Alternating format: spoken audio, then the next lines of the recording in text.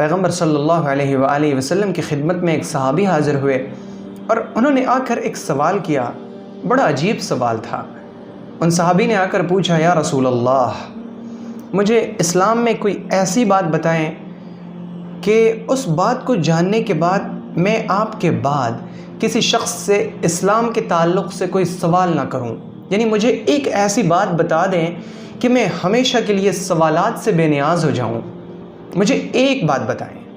پیغمبر صلی اللہ علیہ وآلہ وسلم نے فرمایا، قل آمنت باللہ ثم استقم، تم کہو کہ میں اللہ پر ایمان لایا، یعنی تم پہلے اللہ پر ایمان لاؤ، ثم استقم، پھر اس کے بعد ایمان پر جم جاؤ۔ استقامت یعنی جمنا، ایمان لانا اللہ کا حکم ہے، اور پھر اس ایمان پر جمنا یہ اللہ کا دوسرا حکم ہے۔ صرف ایمان لانا کافی نہیں ہے۔ وہ لوگ جنہوں نے ایمان لایا پھر ایمان کو چھوڑ دیا، پھر ایمان لایا پھر ایمان کو چھوڑ دیا، ایسے لوگ اللہ کی نظر میں منافق ہیں، ایسے لوگ اللہ کو پسند نہیں ہیں۔ اللہ کو وہ لوگ پسند ہیں جو ایمان لاتے ہیں اور پھر اس ایمان پر جم جاتے ہیں۔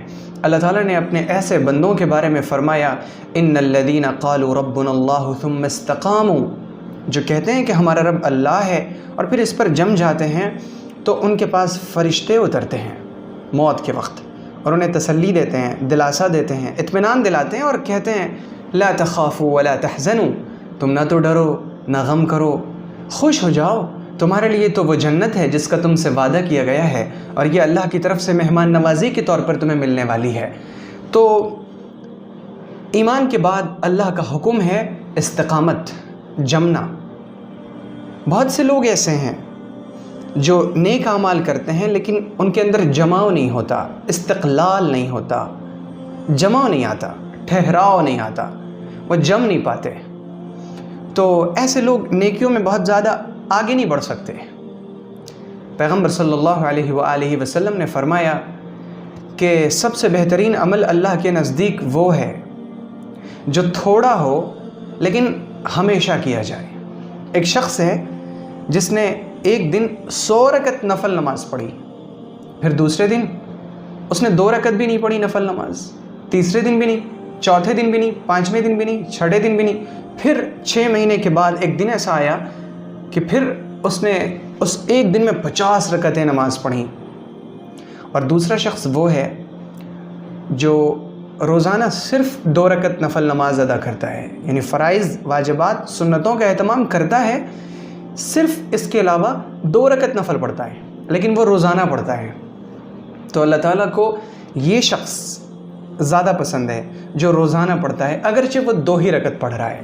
ایک شخص ہے جس نے ایک دن میں خوب سارا پیسہ اللہ کی راہ میں خرچ کیا اور پھر پورے سال اپنے ہاتھ کو بند کر کے بیٹھ گیا۔ اور دوسرا شخص وہ ہے جس نے زکوٰۃ ادا کر دیا، جو فرض تھا وہ ادا کر دیا، اور اب اس کے بعد وہ نفلی صدقات کبھی 100 روپے دے دیے، کبھی 200، کبھی 1000، کبھی 2000، کبھی 10,000، جو اس کی استطاعت کے موافق ہوا، تھوڑا تھوڑا اللہ کی راہ میں خرچ کرتا رہا۔ اللہ تعالیٰ کو یہ شخص زیادہ پسند ہے۔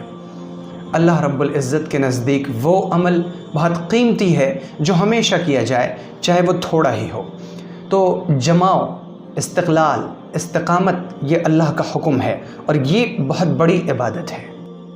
اگر آپ کو یہ ویڈیو پسند آئی ہو تو ویڈیو کو لائک کریں اور شیئر کریں، اور چینل کو سبسکرائب کرنا ہرگز نہ بھولیں۔